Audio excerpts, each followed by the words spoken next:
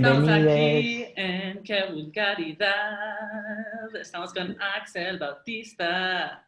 Hola, Axel. Hola, ¿cómo están? ¿Cómo estás, Sucia? ¿Cómo estás, Meli? Bien, Yo estoy en el feliz de espacio. verte. ¿No me ven? Ya vi. O sea, acá no hay pandemia, nada de eso. Estamos súper Ay, bien. qué rico. Me dicen que Pues el qué mal que espacio te fuiste huele... sole. ¿Qué? Qué mal que te fuiste solo. Ah, sí, cuando quieran venir acá, los invito. La verdad, las estrellas se ven súper cerca. O sea, no pongo. Hola a todas las personas que se están uniendo, Rechesi, Memo, Wakel, gracias por estar aquí, Lucor. Estamos a punto de empezar con Axel Bautista, vamos a hablar del VIH y el placer. Están con Qué Vulgaridad, charlas sobre sexualidad y placer, y nosotros somos Vulgar y estamos a punto de empezar. Y para las personas que se están uniendo ahora, les queremos preguntar, en una palabra, por favor, describan cómo se sienten hoy. Puede ser algo muy concreto, como feliz, cansado, o puede ser algo más metafórico, como sandía aplastada, o no sé, popó en una bolsa de plástico, como quieran. La idea es que compartan cómo se sienten hoy. Y si quieren agregar algo, también pueden mencionar por qué vinieron, porque nos ayuda mucho a entender cómo dirigir la llamada si sabemos por qué están aquí.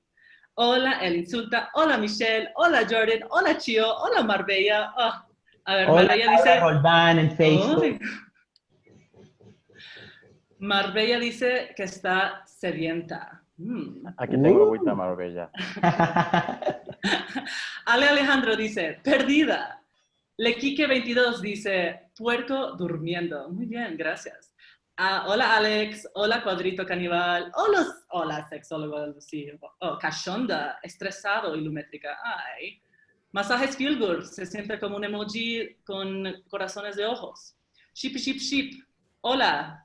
Michelle, Brandy. papita aplastada. Para las personas que se están uniendo, les estamos preguntando, en una palabra, o abstracta o muy concreta, describan cómo se sienten hoy. Hola, Joseph.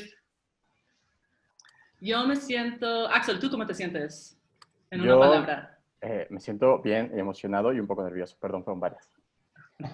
Yo me siento como este plátano. Así como listo para esto, listo para consumir. Yo me siento como... Yo sí siento que me siento como una popó en una bolsa de plástico, pero bien. O sea, si eso puede ser algo bueno, me siento como eso, pero chido. A ver, Blue Floyd dice que está orgasmeando por ver a Axel. ¡Qué buen verbo! Blue Floyd, Oh Wow. my gracias. God. Ay. Orgasmeando. Hola a las personas que se están uniendo. Hola, Hola, Valeria. hola Fer en Facebook. Fer en Facebook está hambriento. Mm. Para las personas que se están uniendo, les estamos pidiendo compartirnos en una palabra cómo se están sintiendo hoy y por qué vinieron. Georgie González dice, una popó con glitter. Oh, me Ay, encanta. wow, qué increíble.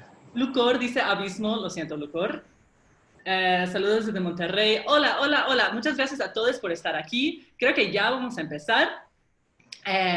Bueno, primero, hola, yo soy Melina. Yo soy Sucia. Y juntos somos Vulgar y estamos aquí con Axel Bautista. Hey, hola, ¿cómo están? Y bueno, como Vulgar somos un grupo de educación en sexualidades con un enfoque en el placer y la justicia social.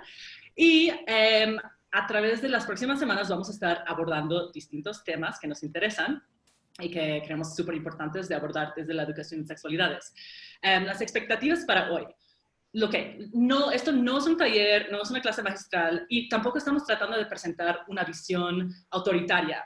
Esta es una conversación informal sobre política y práctica y es un punto de partida para que ustedes investiguen más. Y Sucia, platícanos un poco de por qué estamos hablando sobre el VIH y el placer. Bueno, gracias Melina. Y yo creo que la razón número uno es porque admiramos un montón el trabajo de Axel y queríamos encontrar un espacio para platicar con él. y porque desde nuestro trabajo siempre hablamos sobre cómo la educación en sexualidades y la educación sexual tiene un enfoque casi predominante en los riesgos, en ayudar a entender el sexo y la intimidad como algo peligroso. Y nosotros queremos buscar las formas de hablar más allá de eso, especialmente cuando ese enfoque en los riesgos y en el peligro ha ayudado, ha contribuido a la estigmatización de personas, en particular personas viviendo con VIH. Queremos hablar sobre el VIH porque se atraviesa con el placer muy directamente y es algo que vamos a explorar hoy. Pero, por ejemplo, el acceso a medicamentos y a tratamientos es fundamental para poder vivir una vida larga y placentera, y creemos que esos medicamentos deben ser accesibles a todos. Y porque con base en las conversaciones que hemos tenido con Axel en preparación para esto, nos hemos dado cuenta que el mayor peligro que corren las personas viviendo con VIH es la estigmatización y son los estigmas sociales y la falta de información que tiene otras personas alrededor del VIH. Entonces creíamos que era importante abrir este espacio.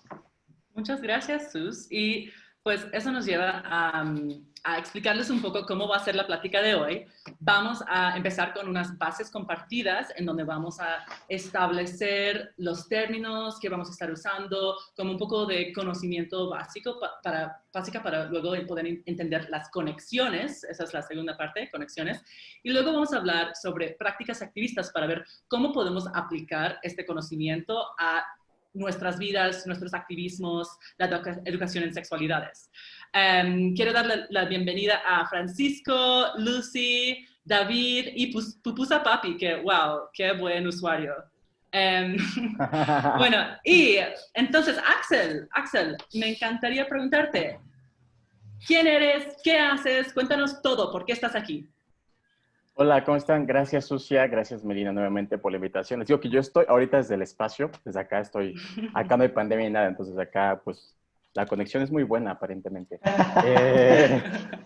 Eh, yo, bueno, soy sociólogo, me gradué en la UNAM y me voy a titular el lunes. ¡Yay! Sí, estoy súper emocionado después de tanto tiempo. Me voy a titular por fin y soy conductor de un programa de radio que hicimos. Es un proyecto que se llama Platicando en Positivo, donde un amigo y yo hablamos prácticamente sobre lo que implica vivir con VIH, informamos a las personas de lo que implica vivir con VIH hoy en día y también desde la experiencia de dos personas, dos chavos, dos chicos homosexuales que vivimos con VIH, ¿no? Sociólogos además. Y ahorita estoy trabajando en Inspira Cambio AC, que es una organización donde trabajamos con salud pública, población LGBT, género, y yo estoy en la parte de detección y consejería y en otros proyectitos por ahí. Entonces, también si quieren acercarse a Inspira, por ahí estaremos. Increíble, Axel, gracias. ¿Y cómo podemos escuchar tu podcast? Es un programa de radio que ya está en formato podcast, lo pueden escuchar en Spotify, en Apple Podcast, en Google Podcast, creo que se llama, y ya lo subimos a YouTube porque pues hay mucha gente con esto que las plataformas luego tienes que pagar no sé cuánto. Pues en YouTube ya está gratuito, solo búsquenlo como Platicando en Positivo y ya. Platicando en Positivo. Y muchas personas te están mandando amor por estar terminando tu licenciatura. Ay, sí, yo también. Okay. Gracias. Muchos abracitos y corazoncitos. Cool, pues empecemos entonces con la parte de bases compartidas. Bueno, primero al público me encantaría preguntarles, ¿nos pueden compartir, por favor, dos cosas que saben sobre el VIH? Pueden ir escribiendo en el chat, en Facebook o en Instagram, y eso nos ayudará a entender un poco su conocimiento y cómo dirigir esta plática, porque sí queremos abordar sus preguntas y expandir sobre los conocimientos que ya tienen. Entonces, si pueden escribir dos cosas que ya sepan sobre el VIH. Mientras tanto, Axel, me encantaría preguntarte la pregunta más básica: ¿qué es el VIH y cuál es la diferencia entre el VIH y SIDA? Bueno, el VIH digamos que es un virus del grupo de los retrovirus. Por eso de ahí vamos a saber que los antirretrovirales no se dicen antivirales, sino antirretrovirales, porque el virus es un retrovirus que lo que hace es entrar a tu cuerpo y empieza a destruir, o sea, empieza a replicarse a partir de destruir tus células, sobre todo tus linfocitos CD4, que son, digamos, tus defensas, ¿no? Entonces empieza a replicarse ¿Y qué va a pasar si destruyes tus defensas dentro de tu organismo? O sea, primero que nada, entran y haz de cuenta que ocupan a la célula como una fábrica de VIH, entonces empiezan como a multiplicarse por todo tu cuerpo.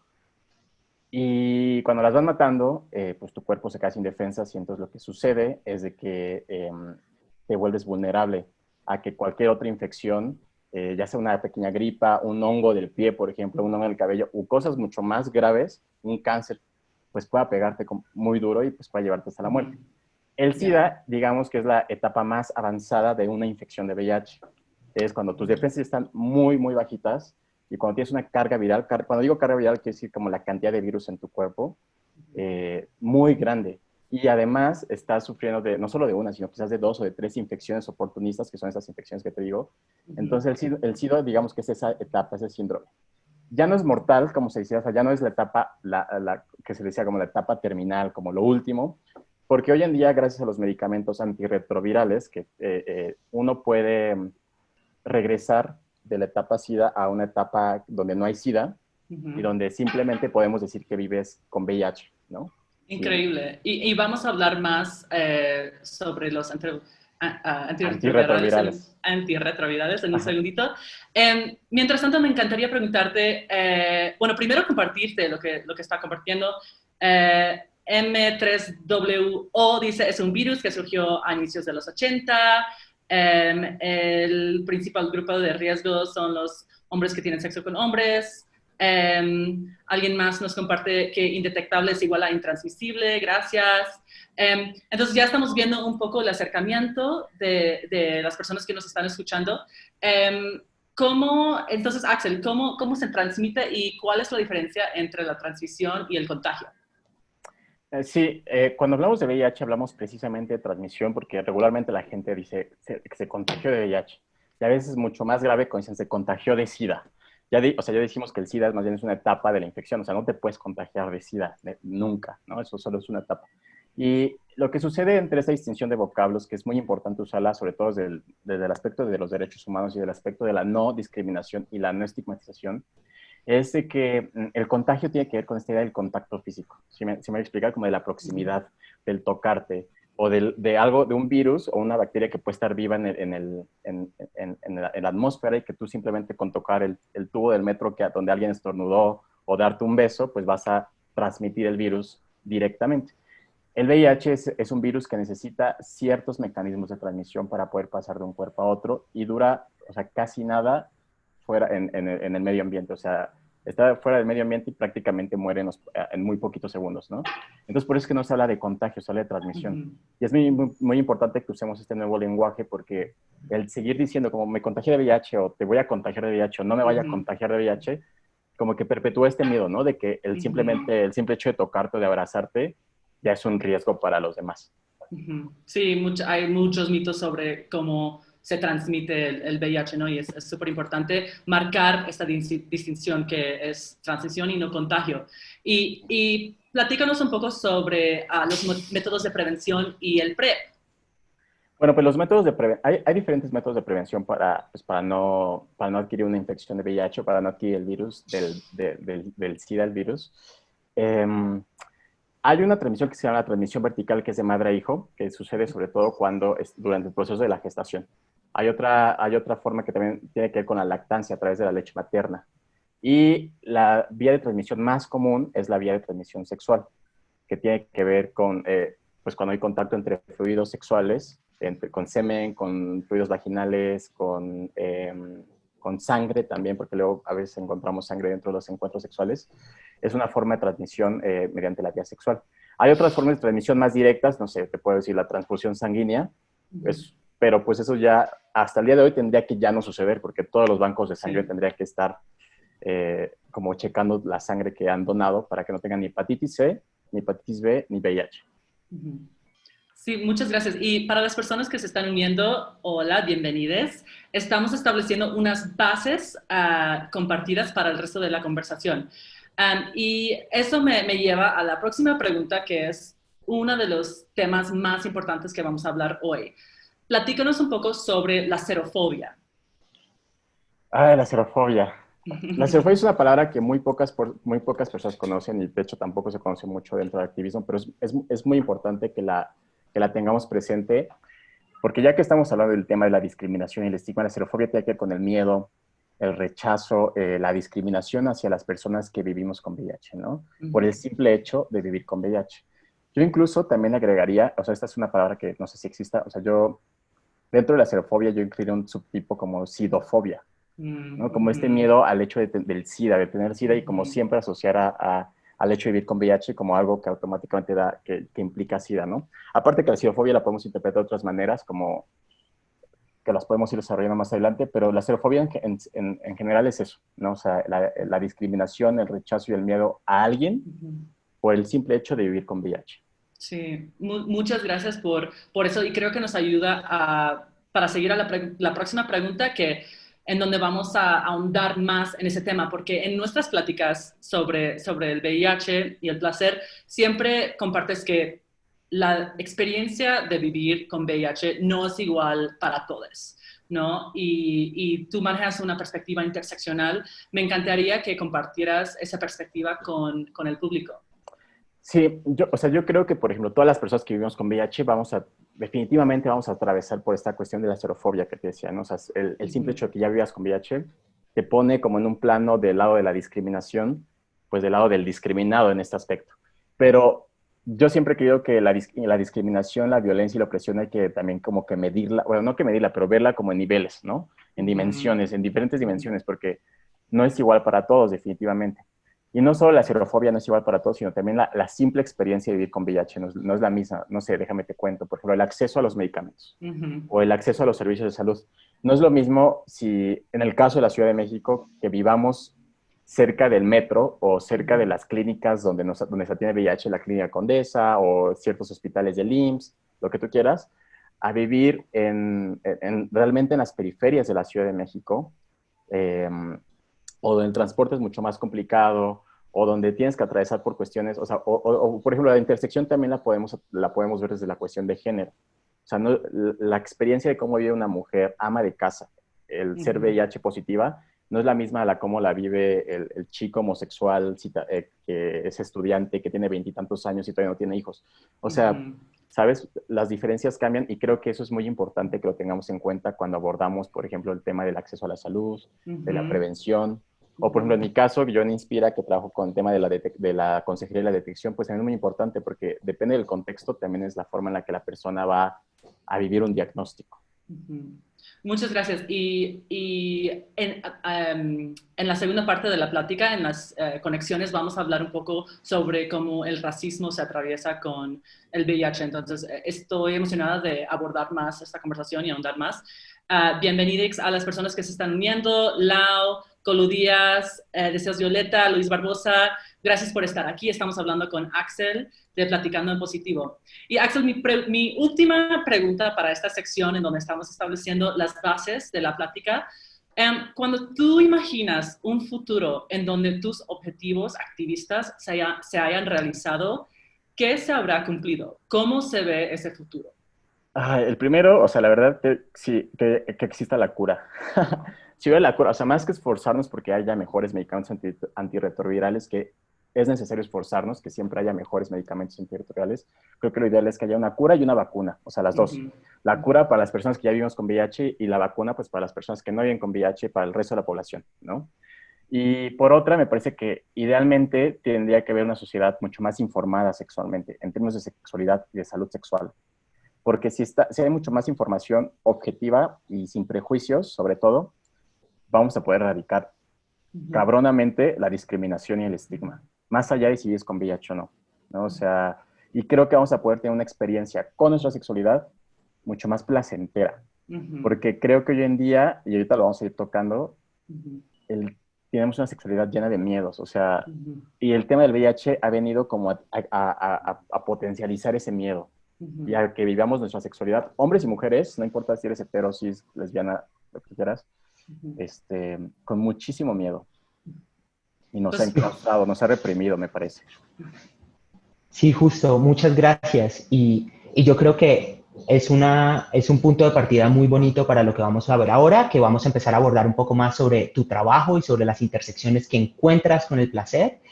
Y solo para darle un poco de contexto a nuestro público, acabamos de cubrir las bases para esta charla y como parte del formato de Qué Vulgaridad, invitamos a nuestros invitados a producir un segmento creativo o video performance donde exploren los temas importantes para ellos desde el placer. Y ahorita les vamos a compartir una receta increíble que nos produjo Axel. Y después vamos a estar de vuelta para estar hablando sobre el video y sobre las conexiones que trata de explorar. ¿Va? ¡Oli! ¡Estoy increíble! Gracias, Axel. Y bienvenidos a todas las personas que se acaban de unir. Chelita, Lago, Mahandra, Oli. Cuéntanos cómo vieron el video, ¿les gustó? Pónganos sus comentarios aquí en el chat y se los leemos a Axel. Axel, muchísimas gracias por tu receta de dorilocos. ¿Sabes? Es que aparte también como siento que siempre hay como un tema también del prejuicio contra los dorilocos. Porque pues, son como, también hay que volverlos a ser importantes en la cultura mexicana. Sí, oye, y noto que cambiaste de ubicación. Sí, ya es que estoy en una marcha, perdón, tuve que hacerme un poquito. Les dije que ahorita voy a la marcha, pues por aquí ando. Wow, o sea, te estás desplazando muy rápidamente desde el espacio hasta la marcha. Sí. Pero, Axel, ¿por qué no nos cuentas más un poco? Con el video nos dimos cuenta que la visibilización es algo súper importante para ti y es algo que mencionas mucho como algo que describe tu trabajo. Y ahorita nos acabas de hablar un poco sobre la visibilización de los dorilocos también. Pero Y los cuéntanos, y los cueritos. Me encantaron los panditas además. Pero Axel, ¿por qué no nos cuentas un poco sobre, desde la visibilización, por qué crees que es importante hablar sobre el VIH y el placer? Bueno, primero voy a hablar un poquito sobre el tema del placer, me gustaría, ¿no? Como por qué, y ahorita les voy a hablar un poquito sobre el tema de la visibilización, porque creo que van muy cruzadas, pero sí creo que son dos temas muy importantes que quiero tocar precisamente en la charla. Por ejemplo, por aquí tengo unas notitas, entonces si ven que mi mirada baja de repente es porque estoy viendo mis notitas que me parece importante. Yo creo que, o sea, hablar del VIH y el placer es sobre todo hablar del principio de que todos tenemos derecho a placer. O sea, todas y todos tenemos el derecho a placer, más allá de si vivimos con VIH o no, más allá de si somos hombres, si somos mujeres, si somos homosexuales o heterosexuales. O sea, todos y todas tenemos derecho al placer. Porque es parte de nuestra personalidad como seres humanos, de lo que nos construye, de lo que nos hace, ¿no? Yo creo que el placer además lo podemos encontrar en todas las cosas, o sea, desde lo que comemos, como los dorilocos, desde el hecho de dormir, desde ir al baño, desde coger. Y yo creo que cuando eres una persona que vive con VIH, el placer también se puede encontrar desde el hecho de seguir estando, o sea, de estar vivos, o sea, de seguir existiendo.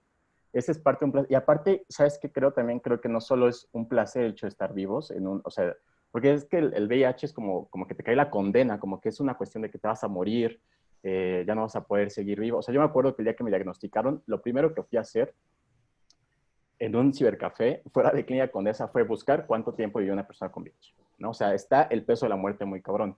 Entonces, yo creo que empezar a disfrutar esos pequeños placeres de la vida siendo VIH positivo, creo que ya es muchísimo placer.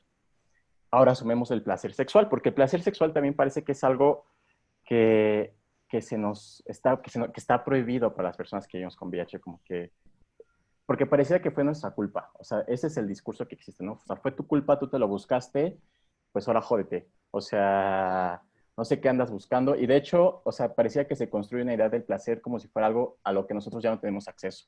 Y que si lo llegamos a hacer, estamos poniendo en riesgo al otro, a la humanidad, como al resto de las personas.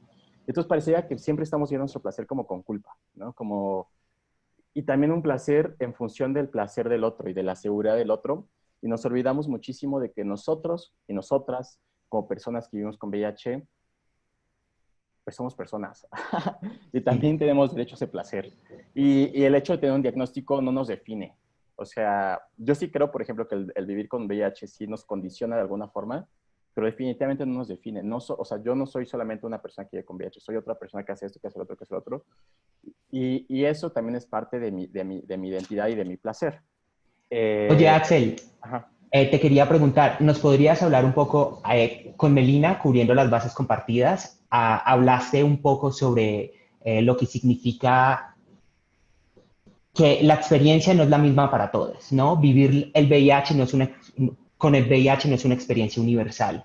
Entonces, con relación al placer, ¿cómo sientes tú que cambia esta relación con el VIH o con vivir con VIH? El hecho de que, o sea, de que no sea para todos, por ejemplo. Sí, exacto. O como el acceso al placer, por ejemplo, no solamente es el diagnóstico positivo, Mm. sino qué más influye con ese diagnóstico. Sí, yo creo que en general, por ejemplo, como te mencionaba, el hecho de vivir con VIH ya es un primer paso de decir como, o sea, que es un obstáculo que te impone un discurso en el que te limita a tener placer, ¿no? A que tú desarrolles tu sexualidad libremente. Pero como te mencionaba ahorita, creo que todo tenemos que verlo desde una mirada interseccional y desde diferentes aspectos. Entonces, por ejemplo, si empezamos también a ahondar en la experiencia de todas las personas que vivimos con VIH, cómo hemos podido disfrutar del placer, vamos a encontrar muchísimos matices. Y creo que aquí empiezan a cruzarse otras cosas, ¿no? Como el tono de piel, tu cuerpo, incluso hasta tu clase social, cómo te han racializado. Te voy a poner un ejemplo muy claro que pasaba, que lo platicaba con unos amigos, por ejemplo, en Grindr, ¿no? Hay muchos de nosotros hemos puesto en nuestras redes sociales, en nuestras aplicaciones de ligue, explícitamente que somos VIH positivos. Yo lo tengo así, o sea, vivo con VIH, soy indetectable, tal. Otros compañeros también. Todos hemos recibido de alguna forma este tipo de rechazo y de xerofobia, porque pues somos VIH positivos, pero no todos la hemos recibido de la misma manera. Y muchas veces los comentarios que hemos recibido unos y que han recibido otros van mezclados con mensajes de racismo, con mensajes de gordofobia, con mensajes de otro tipo de cosas que entonces dices, verga, o sea, no solo vivir con VIH es un obstáculo, sino también otras cosas que van más allá del diagnóstico, pero que con el diagnóstico se complican más. Ujú. O sea, no son como desigualdades separadas, son como una misma desigualdad mucho más complejizada, mucho más compleja, que, que lo hace muy complicado, ¿no? Lo mismo pasa con VIH y mujeres, o sea, la experiencia de ser mujer, que aparte a las mujeres se les ha negado muchísimo la experiencia del placer, súmale ahora que es con VIH. Entonces, y en el caso de los homosexuales, por ejemplo, está esta idea de que, bueno, aparte que ya tienes una orientación sexual desviada, pervertida, eres un monstruo, lo que tú quieras, ¿no? Eh, el VIH viene a sumarte como, bueno, eso porque te lo mereces, porque es así. Eso ya tenía, o sea, ya, de hecho, por ejemplo, yo conozco muchas historias de muchos chicos que han salido del closet y lo primero que le dicen sus papás es como, solo cuídate, mijito, o como, no te vayas a morir de sida, o cosas así. Entonces, como que estás siempre súper ligado esa experiencia de vivirte como hombre homosexual al miedo de adquirir VIH. Oye, Axel, y antes de preguntarte un poco sobre tu trabajo y sobre el trabajo de visibilización que haces, sabemos que el antirracismo es un enfoque importante dentro de tu trabajo y dentro de tu experiencia de vida y va muy en línea con esto que estás hablando del tono de piel, de ser mujer y cómo eso puede cambiar nuestras experiencias de vivir con VIH, o de acceder al placer en general, que es uno de los enfoques de Vulgar. ¿Nos podrías hablar un poco más sobre por qué el antirracismo es importante para ti y cómo lo has vivido dentro de tu experiencia? Pues justo es lo que te mencionaba, o sea, como yo creo que lo veo precisamente desde esta mirada interseccional y creo que también por mi experiencia lo trato de ver un poco desde esta mirada o sea, de ser también un hombre gay racializado y creo que tiene que ver con la idea de empezar a complejizar la experiencia de vivir con VIH y la xerofobia desde otras perspectivas, ¿no? Y entender que la discriminación por hecho de vivir con VIH por un lado, no sigue de la misma manera, pero también el acceso a los medicamentos. Y lo podemos poner en diferentes magnitudes. O sea, por ejemplo, un hombre indígena que viva en Chiapas o que viva incluso en la Ciudad de México, probablemente hay muchas limitantes que puede haber incluso por el idioma, por la cultura, por los valores culturales con los que ha crecido, van a ser obstáculos muy, muy fuertes que van a probablemente limitar su acceso a la salud y evidentemente a los tratamientos y evidentemente a otras cuestiones como cómo va a vivir su experiencia de vivir con VIH, ¿no? Entonces, yo lo manejo mucho desde la interseccionalidad, más allá, desde tanto el antirracismo como desde otras cuestiones. Yo personalmente lo he enfocado mucho en esta cuestión de la racialización por experiencias personales y también por la forma en la que se me ha construido como hombre homosexual. Pero creo que la interseccionalidad y el VIH la podemos ver desde diferentes otras perspectivas, ¿no? Clase social, género, identidad de género, muchísimas cosas. Va, y creo, o sea, que esto va muy en línea con ese enfoque que no es desde una sola perspectiva, sino es algo más amplio.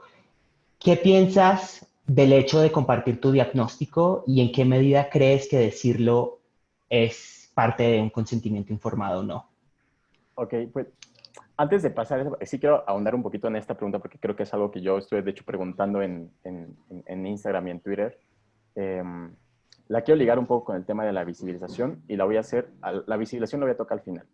Primero que nada, es muy interesante porque yo lo que preguntaba, ¿creen que el compartir tu estatus va ligado con el consentimiento informado?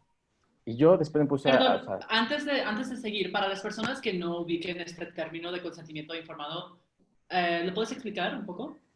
sí, y justo para eso voy, porque a mí me Perfecto. parece, justo, yo sí preguntaría si es consentimiento informado o consentimiento sexual.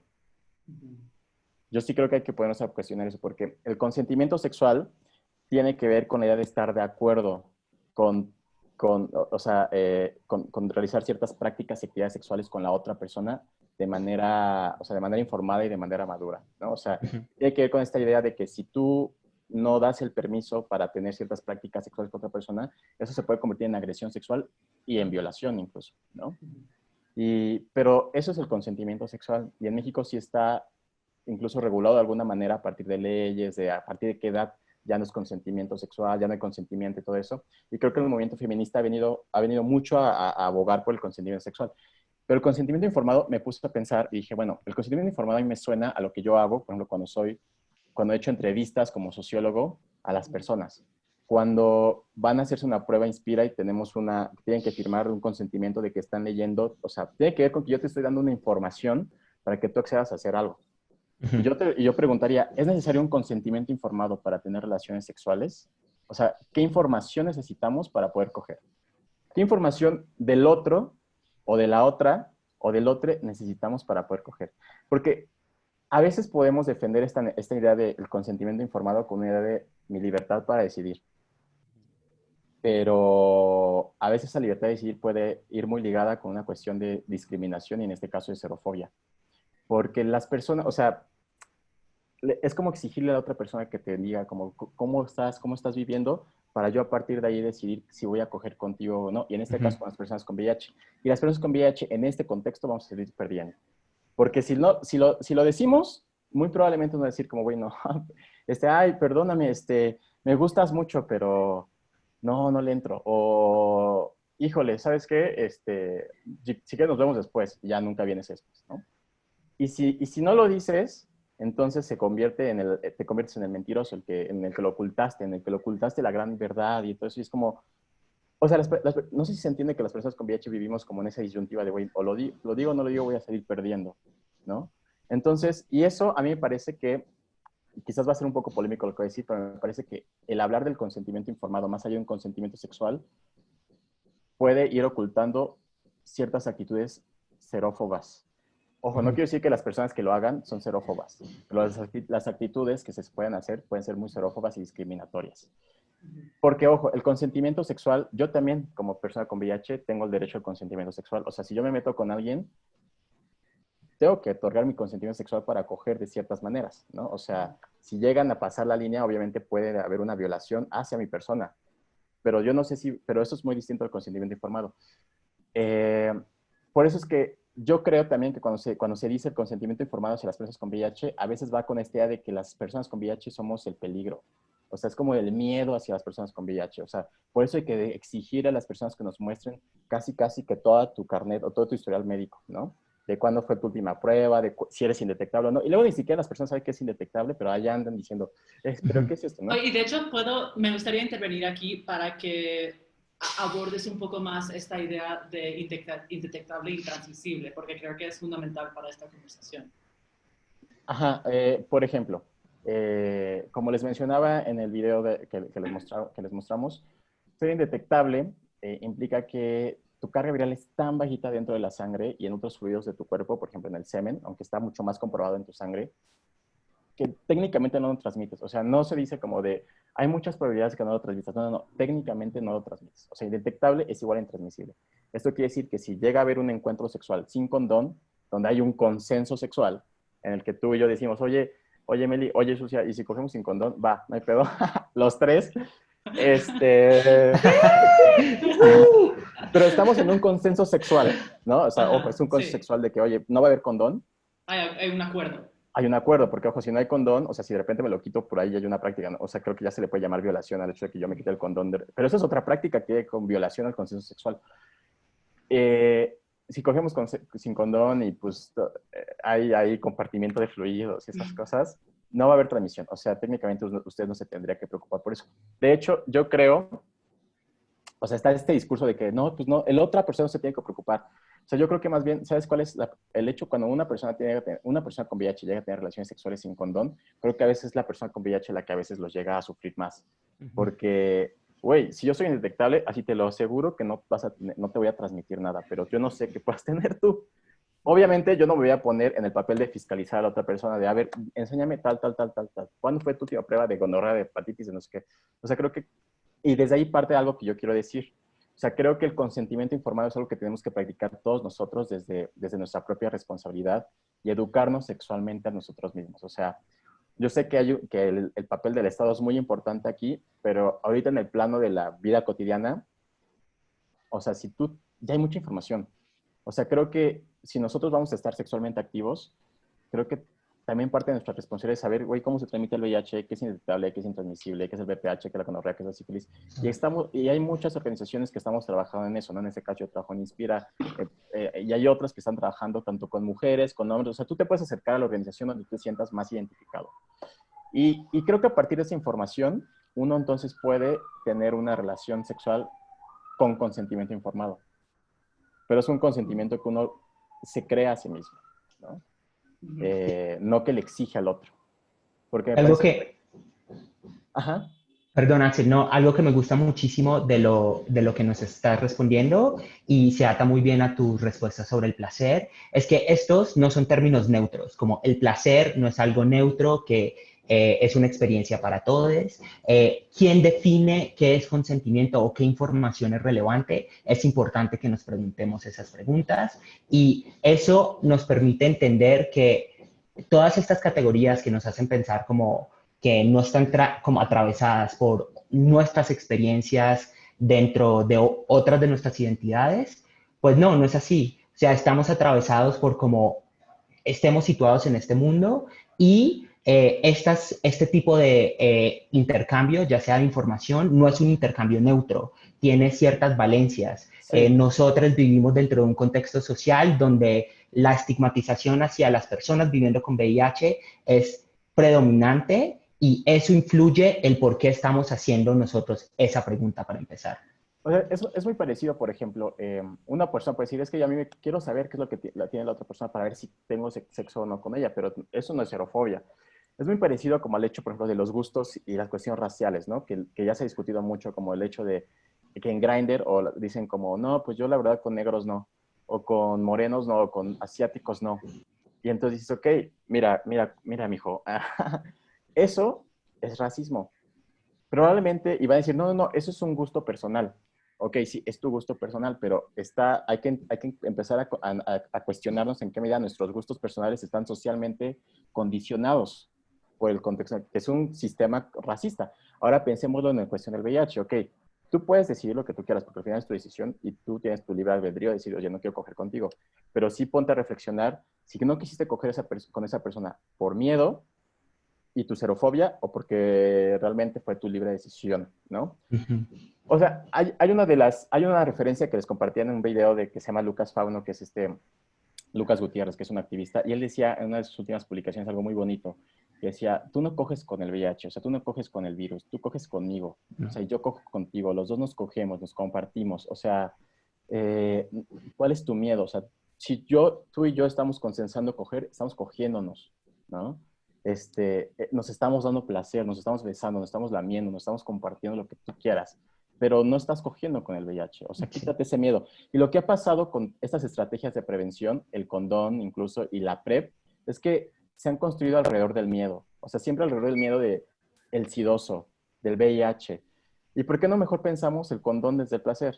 Desde, güey, pues el condón desde el placer. O pensamos la PrEP desde el placer. Porque yo quiero tomar PrEP porque pues quiero pues, tener sexo sin condón a veces con esas personas. Y no tener miedo a hablar de eso porque decimos, ¡ah! ¿Qué? ¿Coger sin condón? Oh, ya, o sea, es un peligro. Es como, a ver, estamos hablando desde el placer, no desde la fiscalización de placer. Porque, ¿sabes? Justo. Para ir cerrando, ¿sabes qué pasa? ¿Sabes qué ha pasado con eso? Que en este país y en muchos otros países existen leyes, aquí en México existen leyes, por ejemplo, que no te puedes casar por ley si vives con VIH. Wow. O incluso que si se supone tú le llegas a, o sea, se puede criminalizar incluso el hecho de vivir con VIH en el caso de que tú le hayas transmitido a la otra persona sabiendo que es con VIH. Pero es como, güey, ya estamos hablando de indetectabilidad. O sea, la transmisión, esa idea del contagio que tú tienes, de la transmisión por no sé qué, ya es súper anticuada. O sea, ya tenemos que ir cambiando las leyes. Pero en primer lugar, esas leyes no deben haber existido, pero creo que tendríamos que ir cambiando. Sí, justo. Y eso, el trabajo es largo, o sea, desde nuestras actitudes personales hasta cosas más estructurales como leyes existentes, programas de estudios en educación, en sexualidades. Y antes de pasar a la otra sección, Axel, me gustaría preguntarte brevemente por qué la visibilización es importante con base Porque a hay, todo lo que estamos. porque hay que naturalizar esta cuestión. O sea, hay que, a mí me gustaría, también siguiendo un poco a Lucas, que, que todos vivamos con VIH, pero no en el plan de que todos vivamos con el virus directamente, sino que todos, digamos, como, o sea, entendamos que probablemente nuestro vecino viva con VIH, probablemente el amigo de nuestro amigo, o sea, y entender que el VIH está dentro de nuestra vida cotidiana. Y entonces ya empezar a dejar de verlo como el tema tabú, el tema oculto que está debajo de la piedra y que ni lo quiero tocar porque o sea, no, empezar a verlo como algo de que está aquí presente. O sea, sí, o sea, es el hecho de que tu hermano viva con VIH o tu hermana viva con VIH o el amigo de tu amigo, yo creo que a ti te hace como una persona que ya te hace vivir con VIH indirectamente. Y empezar a verlo desde ahí me parece que es muy importante. Y por eso es el tema de la visibilización. Para decir, oye, aquí está esto, aquí estamos, así es, así se vive. Ya no es como la película de Filadelfia de los 80s, ya no es como la película de no sé qué de los 90s. Sí es importante tener en cuenta eso, pero ya la situación es completamente distinta al día de hoy. No tampoco es la mejor, siempre hay muchas cosas que mejorar, pero es otra cosa. Y déjame decirte algo para cerrar, pero ya te lo quito un poco. No, tranqui. Creo que no te respondí si hay que compartirlo o no. Yo sí quiero decir algo a todas las personas. Si aquí hay personas que viven con VIH y me están escuchando, es nuestro derecho, compañeros. O sea, no es nuestro derecho decidir cuándo queremos compartir o no, porque tenemos un derecho que protege nuestra confidencialidad. Y eso hay que entenderlo todas, todos y todos. Todos tenemos derecho a la confidencialidad y no tenemos por qué violar esa ni exigirle a alguien que nos diga su diagnóstico. Cada quien después de su diagnóstico puede darse el tiempo, el momento que ustedes quieran para vivirlo como ustedes quieran y abrirse cuando ustedes quieran. Yo y otras personas que hemos decidido quizás ser mucho más abiertos con el tema, lo hacemos probablemente con una cuestión de activismo, con una cuestión de romper con estigmas, pero yo jamás me atrevería a decir a alguien que vive con VIH como tienes que decirlo para que si no eres un cobarde. O sea, no, no, no. O sea, creo que es más cobarde la persona que huye de alguien que rechaza a alguien que vive con VIH. Pues muchas gracias, Axel. Y eh, para los que quieran entender un poco más sobre la perspectiva de Axel, su podcast es increíble, tocan muchísimos temas alrededor de vivir con VIH desde su experiencia y justo desde la visibilización, tratando de abordar esos como temas que son necesarios en el espacio público. Y más específicamente, nosotros nos encanta y somos ñoñes de la educación en sexualidades y creemos que son espacios importantes. Si tú pudieras diseñar un plan de estudios en educación en sexualidades, educación sexual, ¿qué incluirías y por qué? Yo creo que incluiría una educación sexual enfocada en la no discriminación, en una educación sexual que no tenga prejuicios y una educación sexual enfocada mucho en el placer y el autocuidado. Porque yo creo que cuando aprendemos sobre el placer y el autocuidado, empezamos a justo a informarnos y a entender el placer de las demás personas, la vida de las demás personas, ¿no? Eso es por un lado. Y por el otro, creo que Yo tendría miedo de empezar a tocar el tema de la educación sexual desde las ITS y desde el VIH, desde muy temprano. Y no con una cuestión, insisto, desde el miedo y desde como el temor, porque eso precisamente es lo que ha mantenido que sigamos reproduciendo el estigma. Mm. O sea, no podemos erradicarlo. O sea, podemos ya avanzar con temas de VIH y de SIDA, pero con estigma no. Y yo creo que desde ahí, eso es lo que yo haría. Y con, Antes de la siguiente pregunta, quiero va, invitar al público porque ya vamos a ir cerrando. Si tienen sí. una pregunta para Axel, por favor, escríbelo en el chat y lo compartiremos con Axel para que los conteste después de la llamada. Entonces, si tienen una Y pregunta, por favor, escríbelo en el chat. va, y ya como para concretar un poco más eso, Axel, ¿qué aprendizaje concreto compartirías con nuestro público sobre en educación en sexualidades? Bueno, quizás este aprendizaje, o más bien como un consejo quizás mucho más, más técnico, no lo sé. O sea, bueno, lo primero que nada les diría, indetectable, igual intransmisible, acuérdense, ya no se transmite, pero yo creo que sí les recomendaría algo y muy ligado esto sí va sobre todo muy dirigido a las personas que no viven con VIH. Bueno, ya dijimos que todos vivimos con VIH, ¿no? Pero a las personas que no viven oficialmente con el virus, háganse una prueba. O sea, no tengan miedo a hacerse las pruebas de detección. O sea, mínimo una vez al año, 2 veces al año es lo más recomendable. Prueba de VIH, sífilis, hepatitis B, hepatitis C, todo lo que ustedes quieran, pero de VIH mínimamente. Eh, Son muy baratas, a veces son gratuitas en los centros de salud en Condesa, en Inspira las tenemos a precios muy accesibles, la verdad. Y háganse la prueba sin el miedo a decir, voy a ser reactivo. O sea, no, háganse la prueba más como un tema de conocer su propia salud, de conocer su cuerpo, de saber, de estar preparados y estar informados. Porque aparte donde se vayan a hacer la prueba siempre va a haber un tema de consejería y probablemente con el consejero o la consejera que ustedes estén les va a dar muchísima información objetiva y muy buena de lo que ustedes quieran preguntar. Entonces háganse la prueba, yo creo que es como ir al dentista o mucho más importante porque cogemos todos los días, bueno, no todos los días, pero cogemos muy seguido. Ojalá. Ojalá. Entonces, bueno, en pandemia ya no tanto, eh, pero por favor háganse la prueba y no discriminen. O sea, yo se les diría como no discriminen, no, neta, no hagan xerofobia. A mí me choca mucho decir como, ¿andarías conmigo si yo con VIH? Porque creo que pues, no necesitamos de otras personas para... Pero pues sí, o sea, la verdad es que no tengan miedo si van a salir con alguien o tener sexo con alguien que viva con VIH, pues háganlo. Muchas gracias, Axel. Y quiero ir cerrando porque me encantaría abordar unas preguntas del público antes de cerrar. Entonces, pero primero quiero revisar lo que hicimos. Hoy vimos unas bases compartidas, luego vimos unas conexiones sobre los estigmas sociales y hablamos de nuestro derecho al placer, hablamos de la polémica de revelar nuestro estatus o no. Y luego hablamos de maneras de aterrizar estos conocimientos en nuestras prácticas a través de la educación en sexualidades o el activismo de la sexualidad. Recuerden que el jueves que viene vamos a estar... no, la semana que viene no hay charla, vamos a descansar. Descanso. Hay descanso. Pero el jueves siguiente, el 27 de agosto, vamos a estar aquí a las 7 y vamos a hablar con David Moncada sobre masturbación y ejercicios de autoamor. Por favor, ayúdenos a compartir las charlas. Queremos que todos sus amiguis se unen. Y esta charla se va a quedar grabada en Instagram TV y en YouTube. Y también reconocemos que abordamos mucho muy rápidamente aquí y que seguro van a querer aprender más. Entonces vamos a estar subiendo unos recursos que nos compartió Axel a nuestro blog este fin de semana. Entonces pueden checar esos recursos. Y ahora me gustaría tomar una pregunta del público y chicas, si quieren hacernos preguntas, por favor, mándenoslas. Axel, la pregunta para ti es, ¿qué onda con el PrEP en México? ¿Está disponible? ¿Para quién? ¿Cómo lo acceso? Eh, la, eh, Erróneamente hicimos el pre, pero se dice la pre porque es la profilaxis post-exposición, perdón, pre-exposición. Hay un protocolo en México que inició hace como año y medio, hace un año no recuerdo bien. Entonces ya había iniciado, ya hay ciertas personas que estaban dentro del PrEP, se detuvo por la pandemia, creo que se va a volver a reiniciar, lo está llevando Clínica Condesa y por ahí Fundación México Vivo, me parece. Inspira también estuvo dentro en sus inicios del protocolo, pero nosotros también damos asesoría y seguimiento de PrEP. Está sobre todo dirigido ahorita a hombres que tienen sexo con hombres y a mujeres trans y trabajadoras sexuales.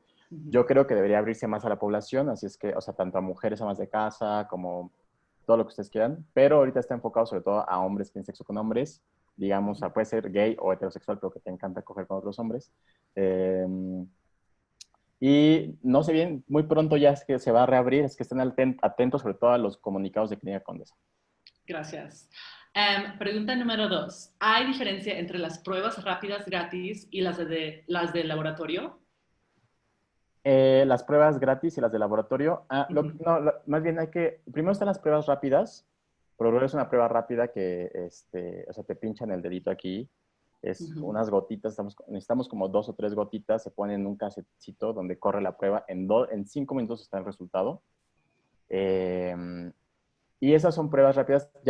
Hoy en día ya son muy, muy sensibles. Entonces el resultado que te están otorgando es pues bastante cercano a la realidad. De todas maneras, si sales reactivo, se te pasa ahora sí una prueba de laboratorio mucho más. Primero se te hace otra prueba confirmatoria, otra prueba rápida, y si vuelve a salir reactivo, ya entonces se te hace una prueba que se llama Western Blot, que ya es como mucho más precisa. Y Axel, ¿dónde nos podemos hacer las pruebas? Gratuitamente en Clínica Condesa o en cualquier centro de salud. Que tiene sedes en la Condesa y en Iztapalapa, ¿no? En Iztapalapa, pero y en Inspira, que es donde yo estoy trabajando, también tenemos pruebas. Vamos a tener por ahí un proyecto donde vamos a tener pruebas gratuitas, pero el resto de los días, los miércoles, pero el resto de los demás días tenemos pruebas muy, muy accesibles. Son muy accesibles, sí.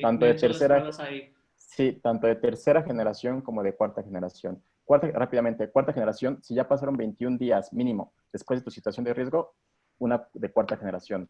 Si ya quieres tu resultado así, güey, ya pasaron 21 días, ya quiero saber. Y si te quieres esperar más, 45 días para la de tercera generación. Muchas gracias, Axel. Ya vamos a ir cerrando, tenemos 2 minutos. En una oración, ¿nos puedes compartir una cosa que quieras que el público se lleve de esta charla? Me encantó la verdad. Yo creo que lo que les diría, no serofobia, más civilización. Más visibilización, como de VIH, VIH, civilización. ¿Sabes? Muchas gracias. Muchas gracias. Chicas, gracias por estar aquí con nosotros hoy. Gracias. Síguenos en redes. Aquí están las redes de Axel, de Platicando en Positivo, de Vulgar, de Melina y Sucia. Nos vemos en la próxima charla el 27 de agosto a las 7 en punto. Muchísimas gracias por estar aquí. Y si tienen preguntas, nos las pueden mandar y Axel las va a contestar después de la plática. Gracias. Bye. Bye. Bye. Gracias, Axel. Gracias por estar aquí. Gracias, Axel. Gracias.